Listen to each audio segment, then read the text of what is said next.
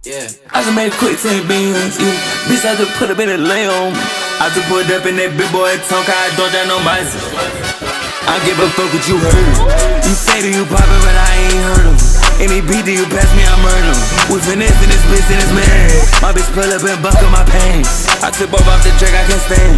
I got meals, top of bills by the lamb. I'm on person that ass, I can't land. Oh, I bitch, they just told me I would change, yeah. I take the crack out of the yeah. I'm in inside of the mans, yeah. I'm finna fuck all the friends. All right.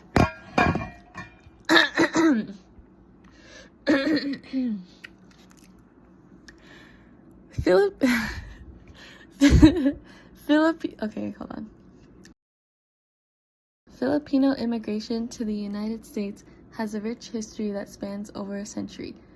They began arriving in the United States in significant numbers during the early 1900s, primarily as agricultural laborers in Hawaii and California.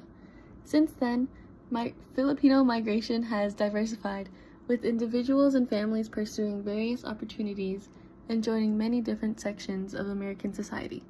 The initial start of Filipino immigrants was mainly driven by economic factors, many seeking better job prospects and higher wages. Filipinos played a crucial role in the agricultural industry, mostly working on plantations and farms. Later, these migrants became a crucial aspect in contributions to the development of many work sections as their population began to grow in the United States.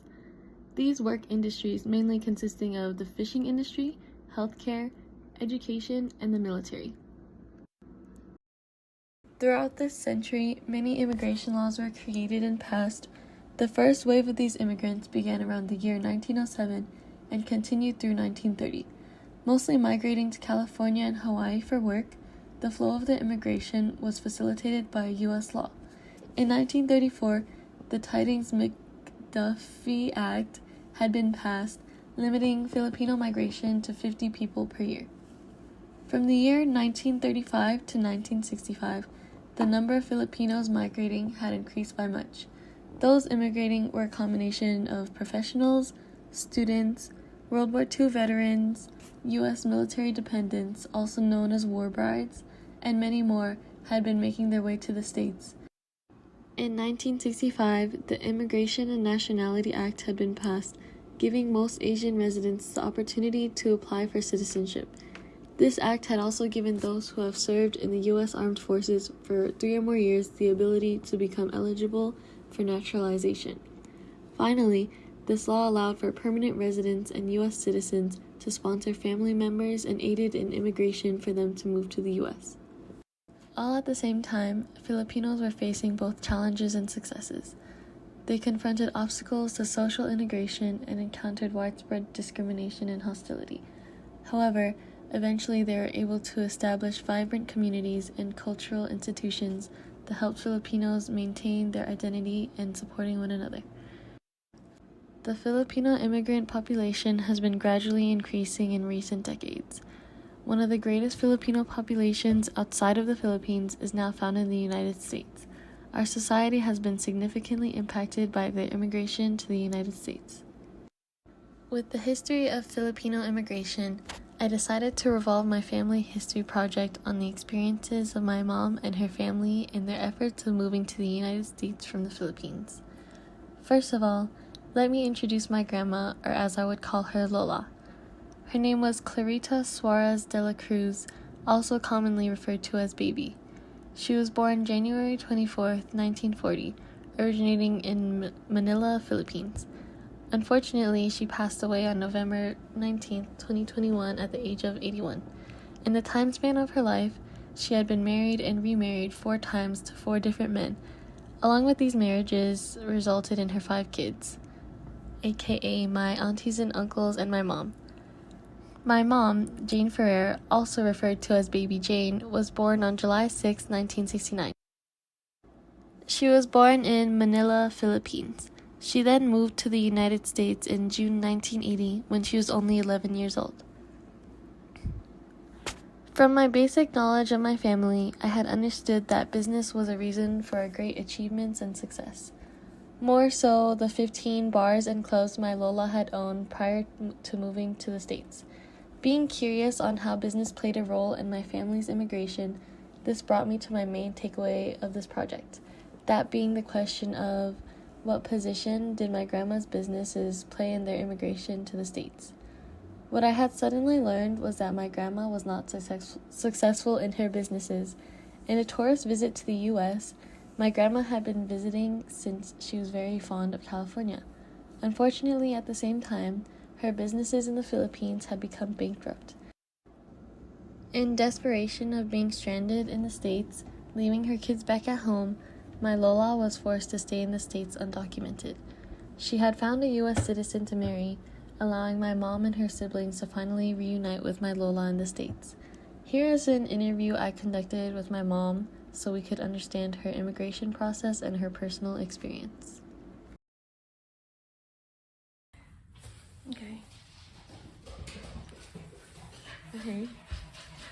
Okay, so first just introduce yourself. No? Yeah. Hi, I'm Jane Ferrer. I'm Jaela's mom. Can you tell us your experience when you moved from the Philippines to the United States? Well, that was year 1980, and my mom was already in the States, and she left me and my siblings back home. So it was really scary for us because I was 11, my brother was 13, and my other brother was 15. So it was just us traveling from the Philippines to the States. So it was a little scary for us because we really didn't know what to do, and we really didn't know how to speak English. So it was really nerve-wracking. Okay, so can you tell us some challenges or obstacles that you faced and had to overcome in your time here?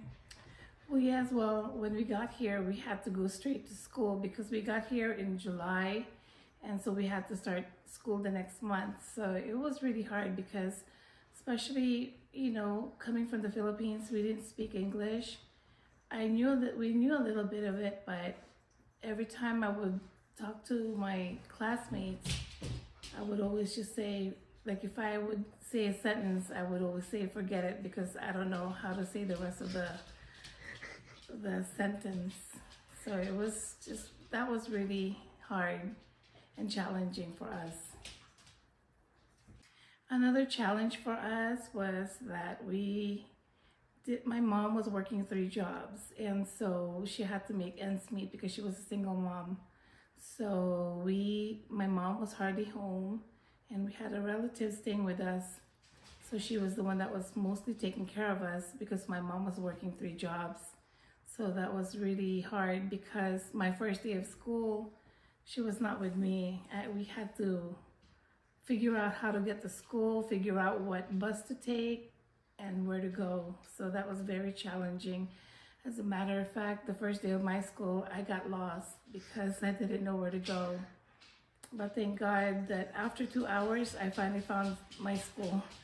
So that was very challenging and unforgettable. So my mom started as a maid, so she was cleaning apartments and homes, and then her other job was a bartender. So after about 5 years, she learned how to, do the ins and out of the bar, the bar and the restaurant. And after 5 years, she had bought off from her partner the restaurant and the bar. So then now she had us working at the restaurant at a very early age.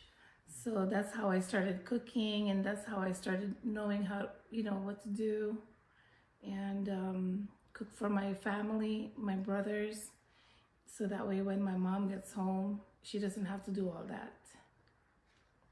Okay, thank you for your time. Thank you. Yeah. Dang.